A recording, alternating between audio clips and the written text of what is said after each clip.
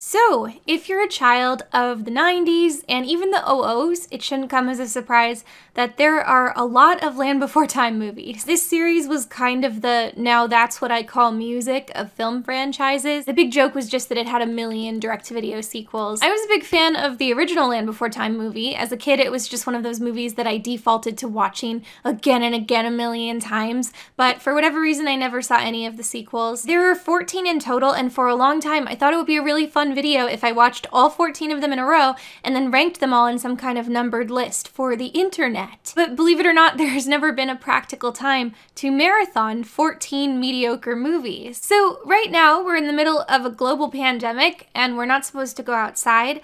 And last month I got really sick, I think with the coronavirus. There were no tests available. And for like 2 weeks, I was too sick to do anything all day except lay down. So it was go time. I am proud to say that I and my sister, who was stuck under quarantine with me, have now seen all of the Land Before Time movies, and it is time to share with you what I discovered. Over the course of this marathon, a few patterns emerged. One, many Land Before Time films feature racism as a plot point. It seems to just be their fallback when they have no other ideas. Three horns never play with long necks. Two, many of them feature characters falling into slime or goo. Three, many of them feature the characters climbing up to a high place and then pushing a large rock onto the villain's head to defeat it. Also of note is that the original film is not a musical and every single one of the sequels is. Anyway, let's get into our ranking. I'm going to order these films from worst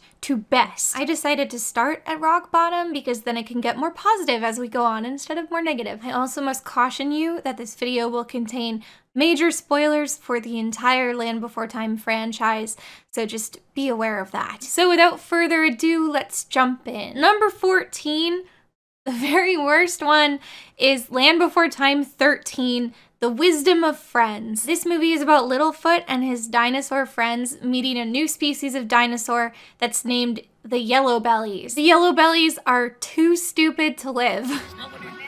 We'll go this way.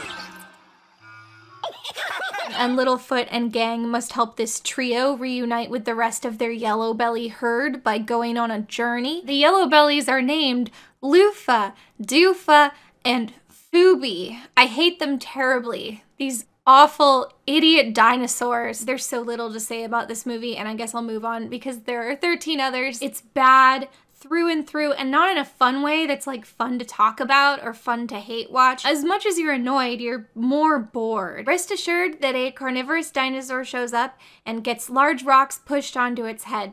But other than that, there's nothing you need to know. As much as it pains me to talk about this awful movie, it actually kind of pains me more to move on from it because it confirms to me that I wasted my time watching it. Number 13 is The Land Before Time 12, The Great Day of the Flyers. This is probably as good a time as any to admit that I don't like Petrie. Me mess up everything.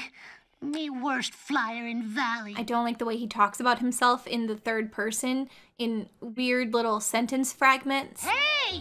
Me see friends! I don't like his exaggerated character trait of cowardice, a flaw that he can never be allowed to overcome as long as they continue making sequels. I know there must be something to Petrie. I do remember liking him as a kid, but I just find him difficult to watch. I think another strike against him is one of my least favorite cartoon traits. He is a child character voiced by an adult man, hanging out with children characters voiced by actual children. It just kind of creeps me out. More importantly, I think it makes me less forgiving of his flaws because my brain is going like, get it together, Petrie, you're 45. Anyway, this is a somewhat unique Land Before Time film in that it is a Petrie-centric film. There's some meaningless holiday coming up where all of the pterodactyls have to fly in some kind of formation together as like a coming-of-age ritual. So those are not super high stakes, and you're probably like, that's a really flimsy thing to base a whole film around, and that is most of the problem. But here's the rest of the problem. Early on in the movie, a new dinosaur arrives at the Great Valley. His name is Guido, and he's just hideous. I guess you're all wondering why I asked you here, huh? You're all wondering.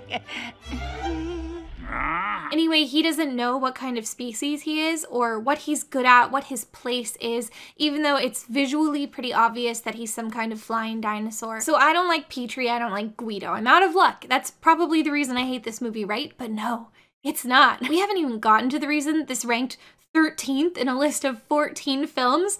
So here we go. There is a scene in the movie where the kids wake up in the middle of the night and discover that Guido is sleepwalking away. Guido, how'd you get out there? We have to follow him. He's walking around, but he's still asleep. They follow him, but according to an old wives' tale, you're not supposed to wake up a sleepwalker. They wonder aloud where Guido could be going, what he's doing. They have gags where maybe he almost walks off a cliff, he almost walks into something, and they go, "Oh no, Guido, where is Guido going?" So that sounds like a pretty boring little scene, right? Well, no. Actually, it went on for 12 minutes. Guido, come on. Guido, stop.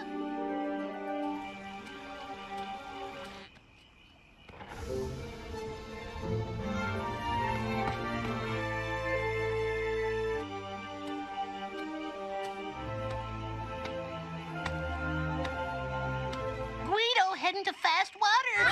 Turn this way. Guido, no, turn around. Guido, no. Number 12 is The Land Before Time 7, The Stone of Cold Fire. This film has incredibly low stakes. The setup is that Littlefoot sees a meteorite land on a nearby mountaintop, and he and some of the other dinosaurs believe that this stone will grant whoever owns it some kind of magical powers, which obviously it won't, and that's it. Worse yet, this is another Petrie-heavy movie, but it's mostly about his Uncle Tyranno. Uncle Tyranno is basically the Loki of the Land Before Time universe. That's basically as well as I can sum it up. I should be the leader. Me! Tyranno is Petrie's con artist uncle. He is generally distrusted by all of the dinosaurs in the Great Valley, and he just generally schemes and lies a lot, but he has a soft spot for his family, and obviously he is redeemed by the end of the film. Oh dear. I hope the children were able to find cover. I wonder what the vibe is for the Land Before Time fandom. Like, does this guy have a cult following?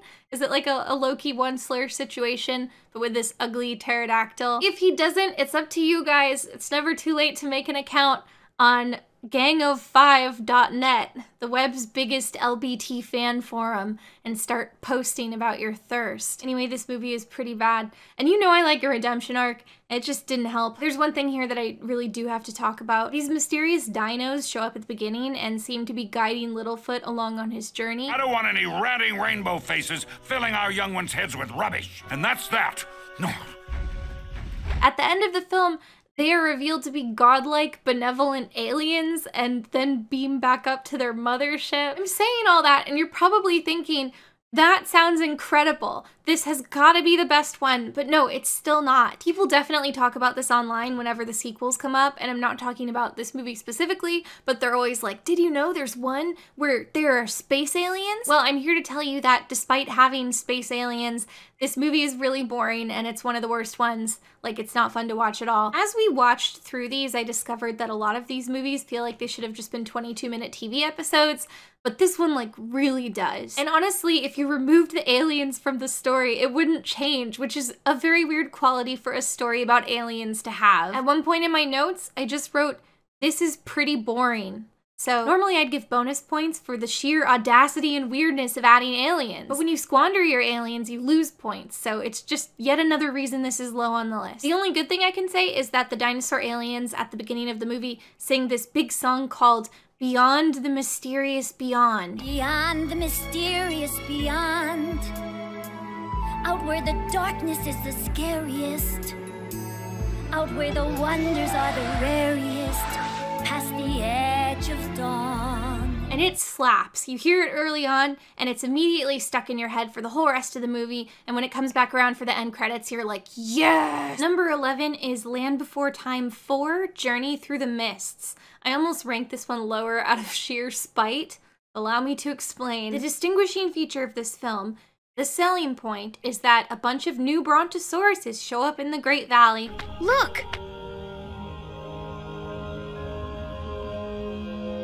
Including a girl-child brontosaurus. Littlefoot gets a female counterpart named Allie, a new addition perhaps to the group? Wanna play with me, Littlefoot? They're our cousins, Littlefoot. I feel like if you were just hearing that, you would be like, yes, that is a no-brainer premise for a Land Before Time film. Like, oh, okay, you get all the typical scenes of a child character making a new friend. Maybe a question of, should Littlefoot go off with the Brontos at the end and be with his own kind, or stay here with what he knows. But no, that's not what happens. I wouldn't like that. I like living in the Great Valley. The Brontos come to town, and the very hour they arrive, Littlefoot's grandfather collapses from a mysterious illness. Let's go welcome our cousins. Okay. Hey, do you think they have kids? I'm sure they do. Oh. The Bronto matriarch understands what's going on, and she tells Littlefoot's family that the only way to cure him is to go into their home country, the land of the mists, and bring back a healing flower. But their homeland is dangerous. That's why they left, I guess, on their migration, so they refuse to go back. Cousins, who will take me to the night flower? Not me. So Littlefoot goes off on his own. While in the land of the mists, he quickly gets trapped in a cave. And initially you're like, oh, this will be an interesting one-scene conflict where he's trapped in a cave. But no, the cave is most of the movie. I have no sense of time in these films, but like it felt like it was at least 30% of the film. This movie isn't really about visiting brontosauruses or the land of the mists, which sounded cool. It's primarily just about being trapped in a cave. Allie and the whole herd of traveling long necks were so useless to the plot, like you could just think about it for 30 seconds and write them out easily. Like, hey, why not have Grandpa get sick? That's how the movie starts, not with the Brontos arriving. He gets sick, and then Grandma maybe remembers from her home country this flower. You could even then have Littlefoot run into the other Brontos when he goes to their home country to get the flower, and it would feel less weird and contrived. But I don't know why you'd bother doing that when the Brontos don't do anything. Mother, isn't there any way we can help? I'm sorry, dear. We can do nothing. I feel like if you're doing the sequel movie where you introduce a new character to the established canon, you have an opportunity to make that sequel movie the exciting one. But no, I was so put off by the laziness of this one. It edged a little higher on the list by not being as actively boring or annoying as some other ones, but it was still kind of an insult. Oh, also I have to mention Grandma's song. She has a song, it's like a Circle of Life song, and it sounds real rough. With each new generation, one more circle is complete. It honestly just sounds like they took a veteran actress and threw her in a booth and had her improvise both the lyrics and the melody. On and on it goes, repeating, repeating, repeating, repeating. Number 10 is Land Before Time 11, The Invasion of the Tiny Sauruses. The premise of this movie is so bad and weird that I almost have to respect it. So the Great Valley apparently has this tree which blooms seasonally with these delicious flowers, which the dinosaurs call tree sweets. So they all stare longingly at this tree as the blooms come in, and then once a year they have a holiday that they call Nibbling Day. Everybody has to wait until Nibbling Day. Then we all come here together and we take turns and we all get a tree sweet. That's the way we always do it. But before Nibbling Day can arrive, Littlefoot is by the tree thinking about cheating and eating a tree sweet when suddenly tiny dinosaurs show up and eat every flower off the tree. Only Littlefoot sees them. They're like little fairy folk, and they've eaten all of the tree sweets. Littlefoot tells the adults initially they don't believe him, and then very quickly they do believe him, and they want to find and murder these tiny dinosaurs in revenge for the tree sweets. We have to hunt them down and exterminate them. And Littlefoot talks to the little dinosaurs and doesn't want them to get murdered and starts trying to help them. So that all sounds like a tiresome setup for a movie, right? Well, yeah, it is. It's not fun to see it play out. Despite the weird Nibbling Day setup, which I like, the plot itself is pretty simple and is spread pretty thin. We're still low enough on this list that this movie is emphatically one of the bad ones, but it's definitely not the worst. One thing that spares this movie is they introduce a new character named Tria, and she is a stepmom character for Sarah. I guess she's an old flame of the dad's, and she rolls back into town. I initially thought we'd get some kind of mystery of what happened to the tree sweets because she's very interested in the tree sweets, and you're like, oh, they're gonna go missing and maybe she took them, but no. The main point of Tria is that Sarah is jealous about the attention that she gets from Sarah's dad, and then Tria and she have a heart-to-heart, and then they get along. This is all pretty basic, and the main trait of Sarah's dad is that he's racist, so can't say I was enthusiastically cheering on Sarah's racist dad as he found a bride. But the thing I like about Tria is, firstly, Tria seems like a nice lady Triceratops. I like her. I would hang out with her. Are you okay, honey? You look beat. Oh, honey, no. But secondly, Tria sticks around after this movie, and I think that's exciting. For all subsequent films, she remains a character. She even later has a baby with Sarah's dad. In a long series like this, any change to the status quo is exciting for me. The other point in this movie's favor, which bumped it up the list, is the songs, which go pretty hard. There's a ballad from Littlefoot, a doo-wop song from Sarah. All their rules are more than any girl can take. Oh,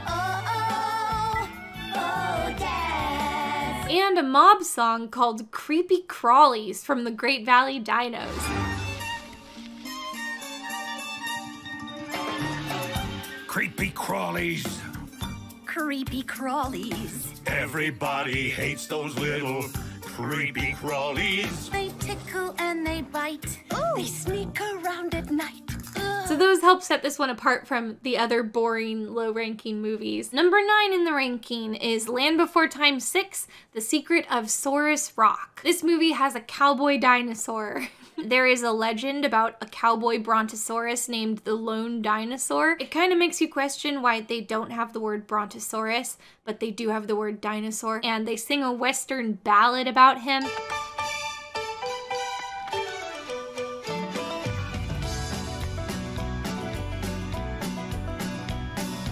Long ago on a mountain top, a mighty egg was laid, burned by the light of the circle bright and cooled by the forest shade.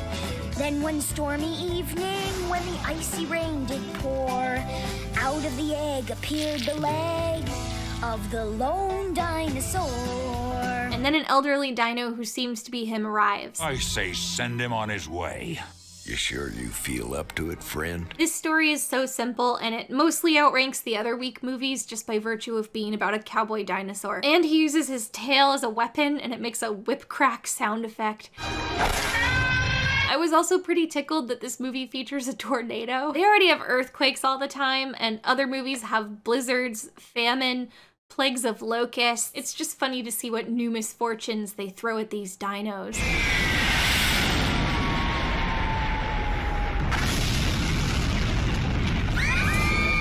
Unfortunately, this movie gives Sarah a visiting niece and nephew.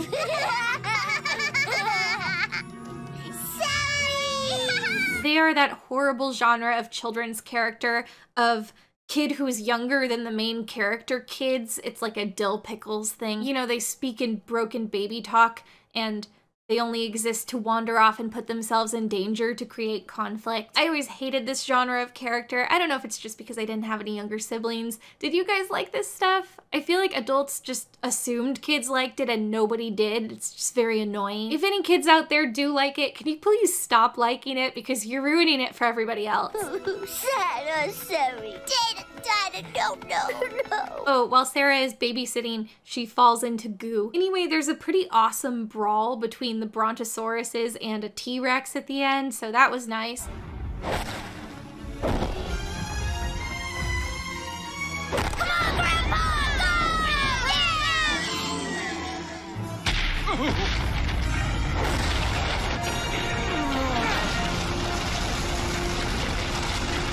But yeah, this movie's pretty forgettable, but it had enough good stuff to bump it up to like the middle of the list. Number 8 is The Land Before Time 3, The Time of Great Giving. This film is primarily about Sarah's father, whose canonical name is Daddy Tops. Daddy Tops is racist. Three horns never use water unwisely, but your herds do. You judge us wrongly, Three Horn. This is an aspect of his character which comes up in the majority of the movies. It's just their lazy source of conflict. He's always the first to distrust an outsider or start pointing fingers when things go wrong. It's just such a tiresome character element. And honestly, I think he undermines the exact moral he's supposed to teach, because the moral is supposed to be the Great Valley is for everyone. You can't cast someone out just because they're doing things that make life harder for others. But I'm looking at Daddy Tops like, well, Let's throw this guy out of the Great Valley. Why are we keeping him around? Anytime there's a conflict, it certainly seems like Daddy Tops is at the heart of it. Anyway, this film is Daddy Tops centric enough to give him a rock and roll number, so that was kind of fun. There is no fair when it comes to survival. He's mad in this movie because there's a drought, so there's not enough food to go around. Later in the film, there's a wildfire, which makes things even worse. It's like I said, they have all these natural disasters happening to these dinos. This film also features teen bully dinosaurs. This is awful, but awful in a way that I guess is my jam. I think it's fun to see any media try to earnestly use cartoon bullies, and it's definitely even funnier when they are dinosaurs. The teen bully dinosaurs get their comeuppance at the end by falling into goo. Eventually, kids resolve the drought by pushing rocks out of the way that were creating a dam and blocking up all the water, and they also push rocks onto the heads of carnivores which are pursuing them. I also like that these kids know the word for a dam and also understand the concept of a dam, but not a leaf. I'm making this movie sound pretty weak, which honestly it is, but part of why it's ranked so high is that it had a very grand opening sequence. The mightiest of which was called the dinosaur.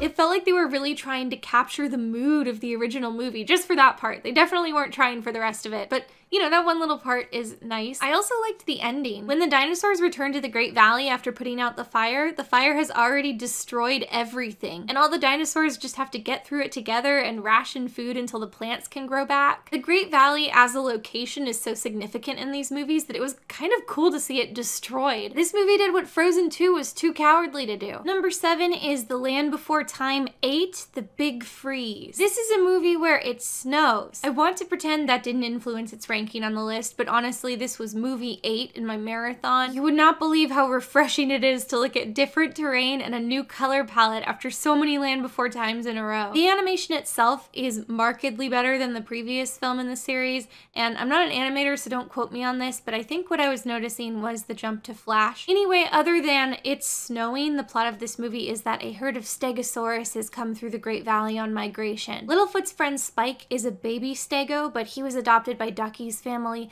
who I think are Parasaurolophuses. Anyway, Spike befriends one of the stegos and the family invites him along on a migration. So Ducky has to grapple with the idea that she might lose Spike as a brother, and is he better off with his own kind? What does it mean to be a family, etc. I'm not going to pretend this was a crazy original storyline, but as far as Land Before Time movies go, this was a much more emotional conflict than we tend to see. So many of these movies are about purely physical quests and obstacles, so at least they're giving us something. They also added this weird plot element where I guess the dinosaurs go to school, not in like a schoolhouse, although that would be amazing. They just stand around outside in a circle, and a old dinosaur named Mr. Thicknose teaches them. It was extremely weird. I can't imagine part of the child dinosaur fantasy involves having to go to school, and I think I'm right about that because this whole element didn't reappear. But I liked Mr. Thicknose. I found him endearing. That is why I had such a hard time with you, Littlefoot.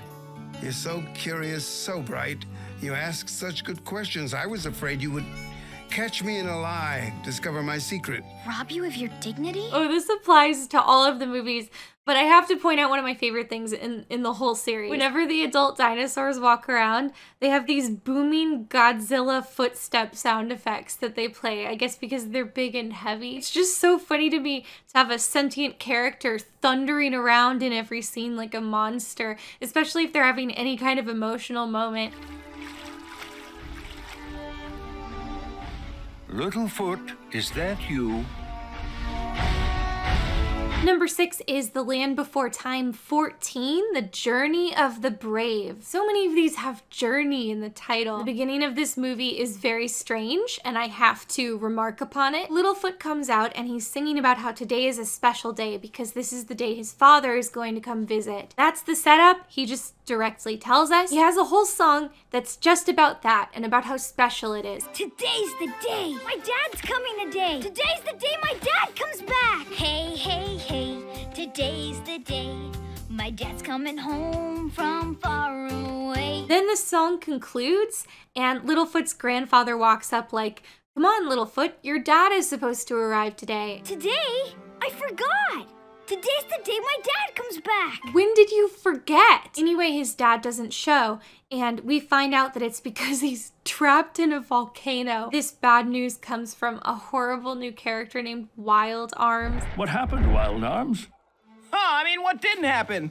The earth shook and spit liquid fire, and the heat, like you've never seen before. I initially had this movie higher on the list, to be honest, and then I was like going through my notes and I realized that I had forgotten everything but the main plot, which is pretty solid. But no, buried in my notes, I realized that there was a lot of stupid time-wasting stuff too. I knew from the promo material that this film was going to contain a dinosaur voiced by Reba McEntire, the country singer, and that she would perform a song featuring a new song performed by Reba McEntire. Cheer up, Littlefoot. The Land Before Time, Journey of the Brave, coming to DVD, rated G. And honestly, I was pretty stoked for that. Some kind of high-energy dinosaur country song sounds like exactly what I would want from one of these films, but it's just this bad, forgettable gospel song. So listen to my sister, mister. Come on and look for the light.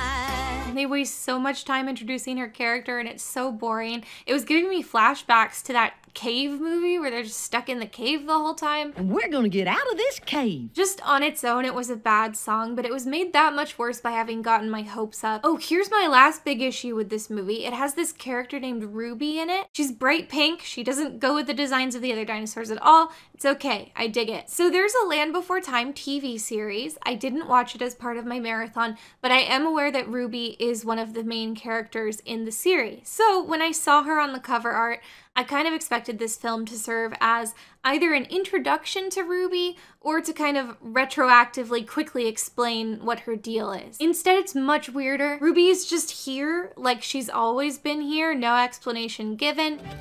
Well, hello there, Ruby and Chopper. But then the kids go on their adventure, and Ruby does not go with them. She just stays home. She's absent for the bulk of the film. I still don't know what her personality is. I was kind of excited to find out. At first I thought maybe they wrote the whole script and then had to add in Ruby because that's when the show came out and that's why she felt kind of hastily added. But then I looked it up and the TV series aired a full 7 years before this movie's release, so they knew about Ruby. I guess they just didn't care. We are higher on the list now, and as such there are things I liked in this movie. I couldn't help but notice how similar this one was to the first Land Before Time. Like, not in atmosphere or the ways that matter, but you have the kids going on a grand journey on foot. They have a list of landmarks that guide them. Follow the bright circle past the great rock that looks like a long neck and past the mountains that burn. Across the earth break, through the land of the featherhead sharp teeth, and along the moving water to the Fire Mountain. If they had tried to pull this in like the second or third movie, I would honestly think it was a little too much of a return to form,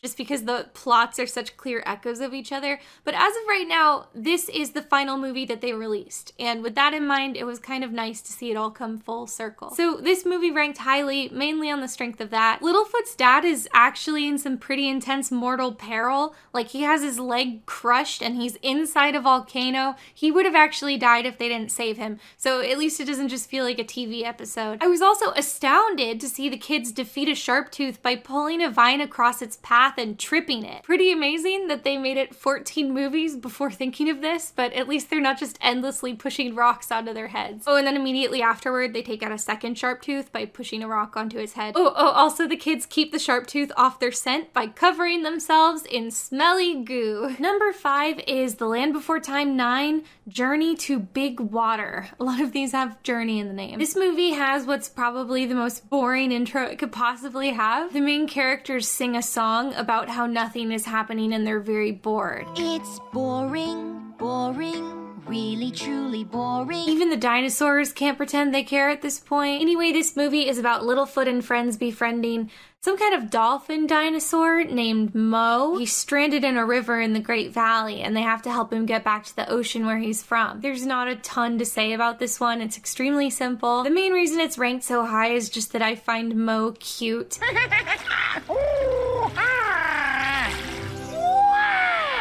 which I hope demonstrates how low my standards are, even at this high point on the list. Anyway, yeah, I like Moe's design. It's insane. Like, he doesn't look like he belongs in the universe. He's like bright purple. He looks like he came off the fish carousel they used to have at California Adventure. I was kind of hoping Moe wouldn't talk, which initially it seems like he's not going to, but then he does start talking, and his voice is extremely annoying. Mo no got landfoot like Littlefoot.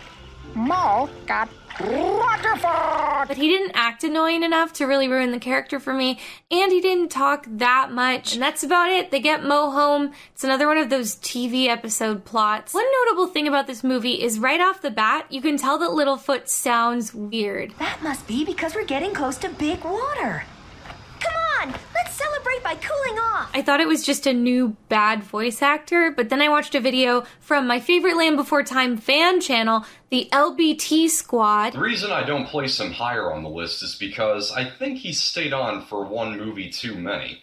He was 15 years old at the time he did Journey to Big Water, and it kind of shows. Most of the time in that movie, it sounds like a teenager trying to imitate a prepubescent. So the reason Littlefoot sounds bad is not that it's a new actor, but actually that it's an old actor who at this point has hit puberty and should not be voicing Littlefoot anymore. Number 4, The Land Before Time 2, The Great Valley Adventure. I know I'm not ranking these based on titles, but if I was, this would be dead last. What a horrible title. It's so generic, I had to look at my notes to remember which one this was, because they're all Great Valley Adventures, aren't they? The film introduces the character of Chopper. Chomper's a nice sharp tooth. Thanks, Chomper. You are so nice, Chomper. Me like you, Chomper. As I've already said, whenever a kid's property introduces a new child character who is a baby or younger than the other child characters, I think it can go south fast. You always have to worry that they're going to be super annoying, but Chomper totally avoids this and in fact is like the best character in the series. Firstly, he doesn't speak, which really helps. He just emotes with his face, often very adorably. Secondly, in case you couldn't already tell, I like his design. I think he's very cute. Cuter, I would say, than the other characters that we already have. Yeah, I went there. With his grayish purple color, his chubby body, his big nose and eyeballs, and he's a T-Rex, which every child likes. He also made it out with a lot fewer of those wrinkles that the other kids have. Finally, unlike other baby characters, he doesn't create contrived drama by putting himself in danger out of stupidity. When he does eventually run away, it's because the other kids told him to leave out of prejudice. We're a family and you're one of us now. We're a family and you're one of us now. A sharp tooth can never be one of us. Chomper, why would you attack me? I already said that when I was a kid, I didn't see the sequels, but I do remember seeing ads for them on TV, and this one in particular I saw ads for all the time. So I was at least aware that there was a sequel in which the kids befriended a baby T-Rex, and I remember being very intrigued by this idea. I already said when I was talking about the Ally movie that when you have a franchise centered around a group of child friends, adding another member to the group is a very natural next step. And their group had like every iconic dinosaur already except the T-Rex. So conceptually, this feels like a no-brainer for a sequel, which, you know, that alone puts it a lot higher on the list than a lot of these other stupid ideas they had. Another point in favor of this movie is the duo of villains. Most of the movies just had a generic carnivore dinosaur, and a lot of them didn't even talk. You would have velociraptors, T-Rexes, a crocodile, a shark. This one's a bit of a twist because you have these bipedal dinosaurs and they just want to eat eggs. The leader has this bizarrely dignified voice. It's like a Kelsey Grammer vibe. No brother of mine is going to eat vegetation. Not while I'm around. And then he has this instantly iconic, horrible song that's just about how badly he wants to eat eggs. When I wake up, first thing I do, eggs, is to look around for something to chew. Exactly. I love an egg for breakfast, and now whenever I want an egg, I can't help but say it in the salacious way that he does.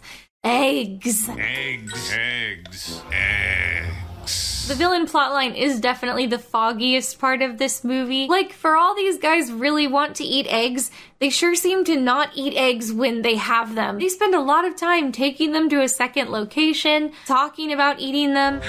Okay, Strut. Now it's my turn to hold the egg. Just ample opportunities for those eggs to get away. Then, in kind of an intense turn at the end of the movie, they just want to straight up murder the kids. Not because they have any eggs to steal any longer. The eggs have hatched. That ship has sailed. It's just out of pure spite and revenge. That's it! No more fooling around! Littlefoot and friends have thwarted them in their hunt for eggs too many times, and now they must die by lava. I guess it's like that scene in The Rise of Skywalker when Kylo Ren destroys the map and Rey runs at him to fight him. It's not like fighting him is gonna get her the map, it's just a pure expression of her rage. Actually, this movie is a lot like The Rise of Skywalker in a lot of ways. We're getting rid of you once and for all.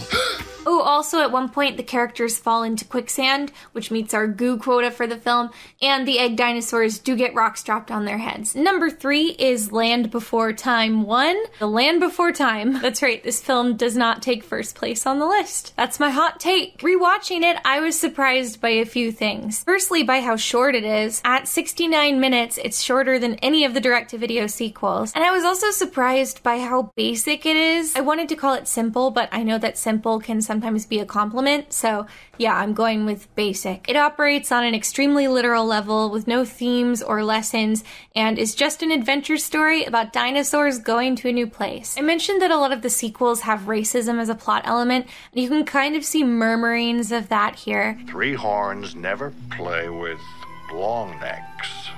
Three horns never play with long necks. Sarah is racist and doesn't want to hang out with the dinosaurs of other species, and then over the course of the film, she, I guess, changes her mind because they're friends. But it's not really something that was directly addressed, and in my opinion, it's not like you could say the movie was about that. Apparently, the original cut of the film was a full 13 minutes longer, and there were several fully animated sequences which were cut and subsequently lost forever. There was a deleted scene which was more about racism in a very obvious way. I believe the way it plays out is the gang happens upon a location with two different species of local dinosaurs. One group has plentiful water, the other group has plentiful food, and due to racism, they won't share their resources, so everybody suffers. So I guess the gang notices that this is stupid, and it teaches Sarah about racism. Not to be a dino-hating grouch, but this scene, if real, actually makes me think less of the film, and that's just because it suggests two things. Firstly, it suggests that the producers cut the resolution to a major plot thread in post-production and then didn't replace it with anything. Secondly, it suggests that the film was, in fact, about racism. That's not inherently bad, obviously, but in this case it's bad because this movie did a bad job being about racism. Well, we all keep to our own kind. The three horns, the spiked tails, the swimmers, the flyers, we never do anything together. Why? Well, because we're different. It's always been that way. Littlefoot himself, the protagonist, seems not to struggle with racism at all, so I don't understand how his journey could be improved by him second-handedly watching someone else grapple with their racism. Sarah's journey would have also been pretty lame. She apparently would have learned to be unracist, not by acknowledging the humanity or dinosauranity of her friends. Instead, she would learn that racism is bad because you can benefit from the resources of people you might otherwise be racist against. Besides, I'm not really convinced she's not racist by the end. It kind of just seems like she has some friends of another race. It's like, you know, and then whenever she says something racist, she can be like, hey, I have some friends who are pterodactyls. Anyway, there were other deleted scenes too. One of them is just another sharp-toothed chase sequence, and I find it really funny that the fans of LBT are trying desperately to find this lost footage. Like, oh man, we didn't have enough of that in the finished product. And intriguingly, the entire original ending was apparently very different, with entire scenes rearranged. There's something to do with that sequence you see in the finished movie where Littlefoot is arriving at the Great Valley alone with his friends out of frame, and then he calls them back into frame like, come on guys, and then it cuts to another shot where they are there. Sarah, Spike, Ducky, Petrie, over here! Littlefoot, you found it! Yup. We did it! We did it together! I guess in the original cut he arrives at the Great Valley without them. Anyway, I'd be curious to see how the Bluth cut alters the story. # release the Bluth cut. But going purely off the information available to me, It just kind of sounds like it would have been a lateral move. On the whole, rewatching it as an adult, this movie kind of reminds me of Bambi, which is to say the story itself is not really about anything. I guess it's about growing up, but it doesn't really have anything to say about growing up. It's just showing you it happening. By contrast, Bambi is extremely beautiful. That's kind of the point of it, is just the visual artistry. It's like a character study of a forest. The main point of that movie was just to show the forest that Bambi lives in and to be beautiful. The Land Before Time isn't ugly, but man, its characters are. I mean, I'm not going to knock the artistry inherent in any hand-drawn animation, but man, these are some ugly dinosaurs. They're just so gummy and wrinkly. I promise I didn't set out to roast The Land Before Time. Like I said, it was one of my most watched movies as a kid, and I'm still extremely sentimental about it. That Diana Ross song gets me every time, but I think a lot of the positive associations people have of it are based on nostalgia, the knowledge that it was made by Don Bluth, and age. Not the age of the people, well, I mean that too, I guess, but the age of the movie. It's old, and it came from the era of hand-drawn animation, which gets it instant clout. Imagine if this movie was CGI, and they released it now. An extremely literal coming-of-age dinosaur movie with dark atmosphere and beautiful backgrounds, but frankly ugly dinosaurs. With a very basic story, which skews to a very young audience, despite the dark tone, and despite the fact that it comes from a studio, which historically has made deeper stuff. Oh wait, all of that stuff I just said did happen. It was called The Good Dinosaur, and it got mediocre reviews and lost a lot of money. Anyway, it's not like I'm putting this at the bottom of my list. Leave me alone. It's a number 3. Number 3 is respectable. There's still plenty I like about it. I think this story does a good job of catering directly to kids, vicariously imagining themselves in this dinosaur adventure. The best thing about it is probably its earnestness. Even though the story is very basic, you get the feeling that it's being told because whoever wrote it felt that it wasn't basic. They felt that it was a beautiful story that needed to be told. It definitely doesn't feel like a cash grab in the way that every single one of the sequels very obviously is. Because if it was, wouldn't it be less sad and terrifying? Why didn't it have bouncy musical numbers? Why weren't the dinosaurs cuter? The answer is either genuine ineptitude or earnestness. I'm hoping it's earnestness, so we'll go with that. Okay, let's see which of its own sequels defeated it in the ranking. Number 2 is The Land Before Time 10, The Great Long Neck Migration. This film brought the big status quo change I was hoping for much of this marathon. This is the movie which introduces the character of Littlefoot's estranged father for the first time. Littlefoot? This is your father. That's exciting enough after a lot of stupid nonsense stories, but that's not all. The premise of the film is that the Brontos all start having these weird prophetic dreams urging them to go to a crater. This is, I guess, the way the film expresses migration instincts in animals, which I think is kind of cool. It turns out that their big migration coincides with an eclipse, and the Brontos believe the reason they are being summoned to this crater is that it is their job to hold up the sun with their long necks and push it back into the sky, ending the eclipse and saving the world. So when the Brontos are all at this crater, Littlefoot runs into his dad, who turns out to be the leader of this big herd of Brontos.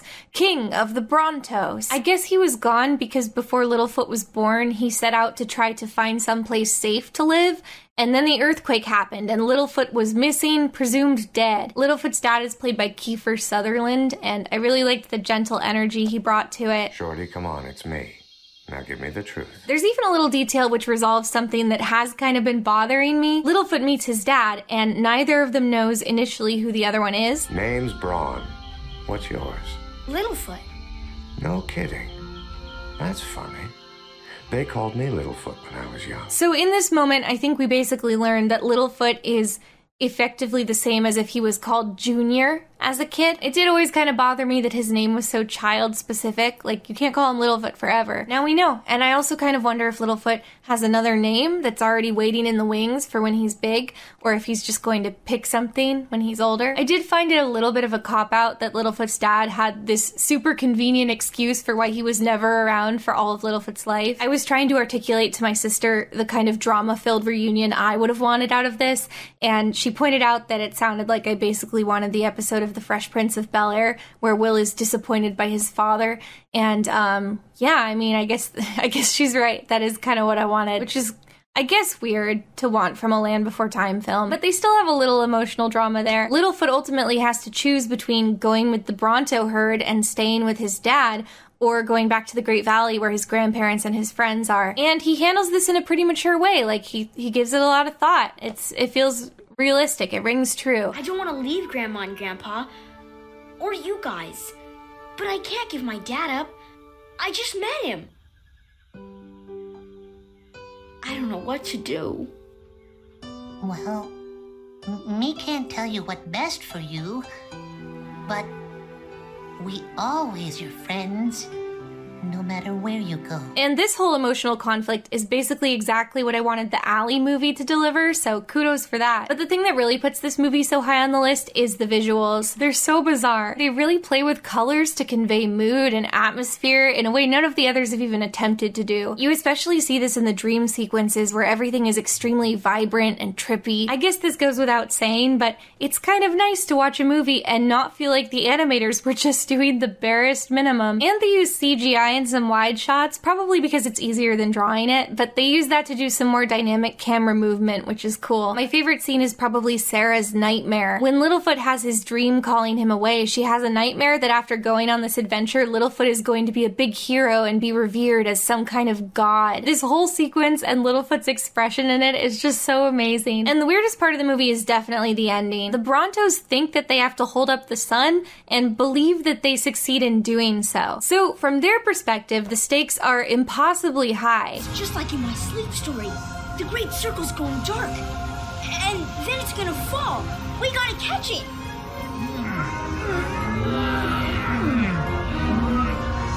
But like, we understand what's going on. They're not affecting the eclipse. So I guess we have to choose how we are going to engage with this story. Are we bored because we know that the stakes are non-existent? Or do we appreciate that their sense of accomplishment is very real for them?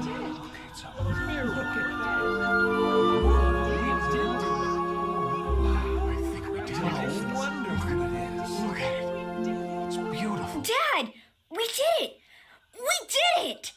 Littlefoot saved the world. That is his truth. Oh, also a Sharptooth shows up and they have to push rocks onto its head. And finally, our top Land Before Time film, number 1, The Land Before Time 5, The Mysterious Island. This movie initially seemed like it was going to be kind of lame, but it turned out to have a lot to love. The first thing I have to commend this movie for is the fact that it is a multi-concept Land Before Time movie. Most of these movies feel like a TV episode where they take one very general idea and stretch it to 90-ish minutes. But this one really leads you on a merry adventure. In a way, I look at Land Before Time movies not as movies which entertain you, but as tutorials for children of how to play Land Before Time with your friends. As in the first film, they are very physical, surface-level experiences. So there's not a ton of depth to the characters, and you don't particularly like any one of them, but the idea is it's a group of child friends who live in this lush outdoor playground. They don't have to go to school, and the whole world is full of snacks because leaves taste yummy to them. In a way, it's the fantasy of you and your child friends getting to hang out all day long and have summer vacation all year and be totally self-sufficient.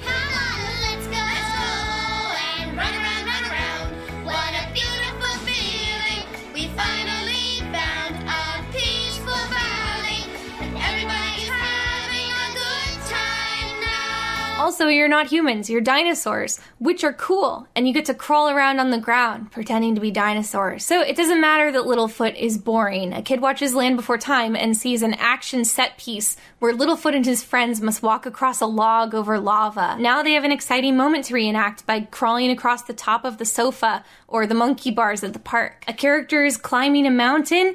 There's something to do the next time you're crawling backwards up a twisty slide. So when I look at these sequels, stripped to their most basic elements, I just see little nuggets of play concepts for dinosaur-loving children. But many of these movies are very stingy about that. You might watch a whole movie and just get, there's snow, they're migrating, they're trapped in a cave. In my video about the Star Wars doll line, Forces of Destiny, I was in favor of this. I basically said that when they do tie-in webisodes for doll lines, this is exactly what they should deliver. But something that's nice coming from a 5-minute free webisode is not super appreciated when it's stretched to the length of a 90-minute movie. And many of them do the barest minimum with their concept and are otherwise painfully boring. But in Land Before Time 5, The best one. I see many different concepts for your mind to feast upon. I read the title and I thought, okay, the one set piece is they're on an island, and that's all we get. But no, at the start of the movie, the dinosaurs have to flee as the Great Valley is overtaken by a plague of locusts. The next concept is that they have to leave their home, which entails a migration across a huge desert. From there, the kids strike out on their own and end up on a beach.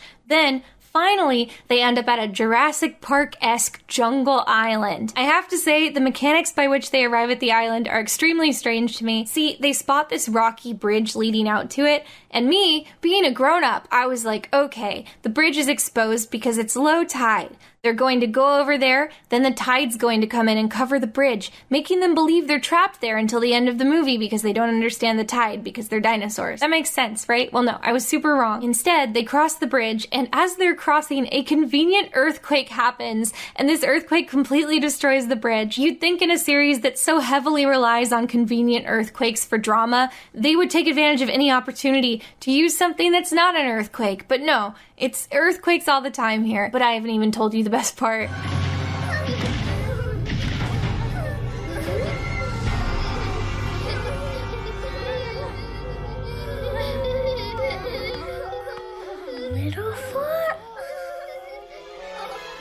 Chomper? This movie sees the return of Chomper, the best character in the franchise. He's older, so he can talk now, but he's still not an annoying baby character. He doesn't do any of that baby talk nonsense. He's just an emotionally mature, fully formed character voiced by a cute-sounding kid. It's great having somebody to talk to who doesn't roar back. Man, Chomper's the best. Better yet, we get to see more of Chomper's parents, and this time when he talks to them, they have captions, which I found extremely funny to watch. The end conflict comes from an unrelated sharp tooth, and both Chomper and his parents work to defend the gang in an epic T-Rex versus T-Rex fight with actual on-screen blood, and the lazy resolution to all of this is probably the funniest part. The characters are threatened with being stranded on this island, and more immediately, drowning. So a big benevolent swimming dinosaur just shows up and offers them a ride. Even the initial plot where they need a new home is just resolved off screen. So what if we've found enough food to last us for years? Who cares? If we don't have our kids, what's the point? This movie also has two notable songs, which, well, they're not good, but they're intense earworms. There's one Chomper sings about having his friends over for dinner. Friends for dinner. I'm gonna have friends for dinner. And another where they're singing about how the ocean is scary, but they call the ocean Big, big, big water.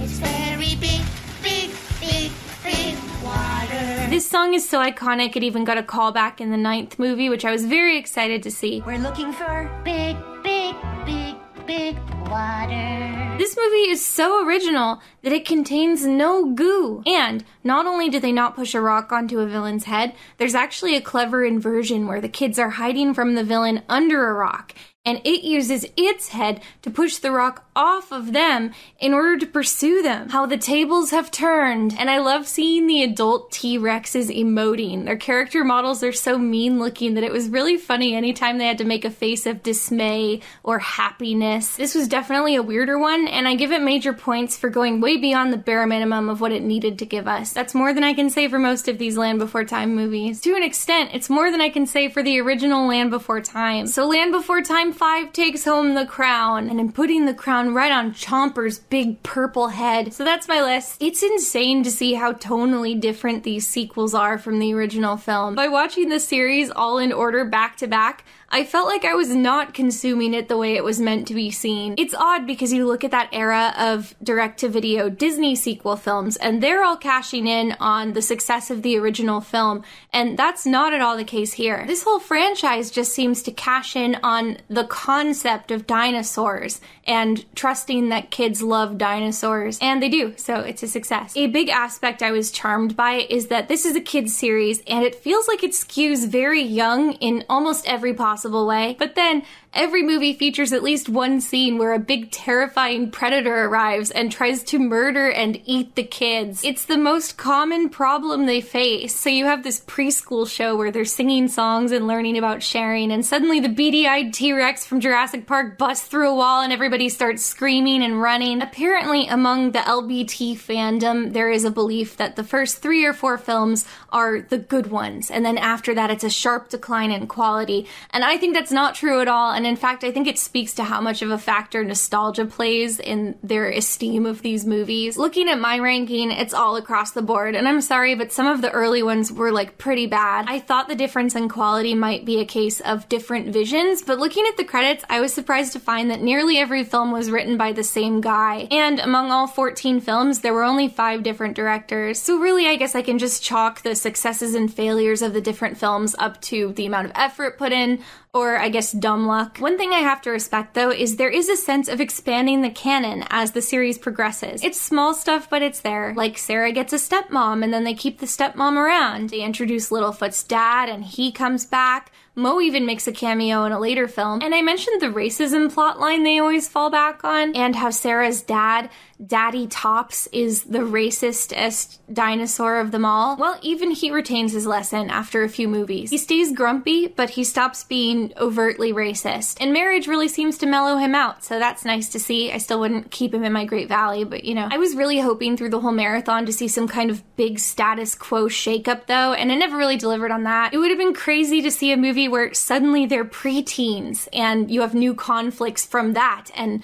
their designs are aged up, like, you know, they're still young but maybe their legs are longer or something. But I doubt we'll ever see that because this doesn't seem like a series that's especially interested in moving forward. If you move forward, you can't keep making sequels indefinitely, and that does seem to be the plan. It's been 6 years since LBT number 14, and that is a pretty big gap, but they've had that long of a gap before. The gap between movies 1 and 2 is actually 6 years, and the gap between movies 13 and 14 was 9 years. So I'm sure eventually we will get a Land Before Time 15, and those uggo little dinosaurs will be rendered in hideous CGI. I mentioned that there's a Land Before Time TV series, and I'm not going to watch that, but honestly, if your kid is into dinosaurs, I think you'd be better off just showing them that. I'm sure the plots feel a lot less thin when they only have to last 22 minutes. And besides, Chomper is a series regular. He's living in the Great Valley. Don't ask me how that works. Anyway, I don't think I was missing much as a kid, but I liked the series well enough. Like the long necks at the eclipse, I just have to engage with it on its own level. I was going to end this video by saying that no, if you're an adult who is curious about these movies like I was, no, you should not watch them. I don't recommend it, you know, just in case you were here for that. But we're all in lockdown for the foreseeable future, so you know what? Yes. Yeah, you should watch all of them. Watch the TV series and tell me which eps you recommend. Make a forum account on gangoffive.net. Write fanfics about you redeeming Uncle Tyranno or the Sharptooth if you're feeling spicy. Get Mo tattooed on your body. I know I'll be doing all of the above. So I'll see you in the Land Before Time roleplay discussion board.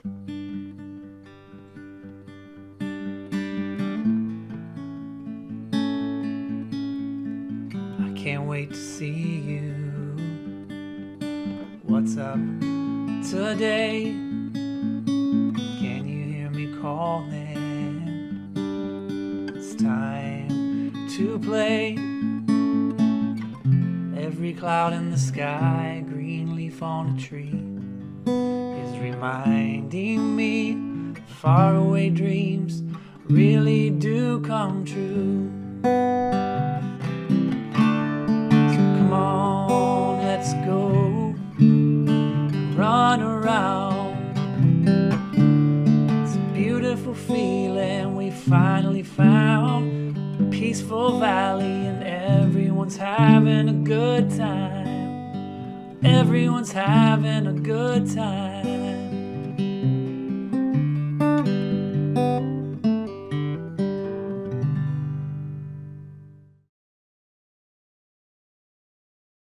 So that's it?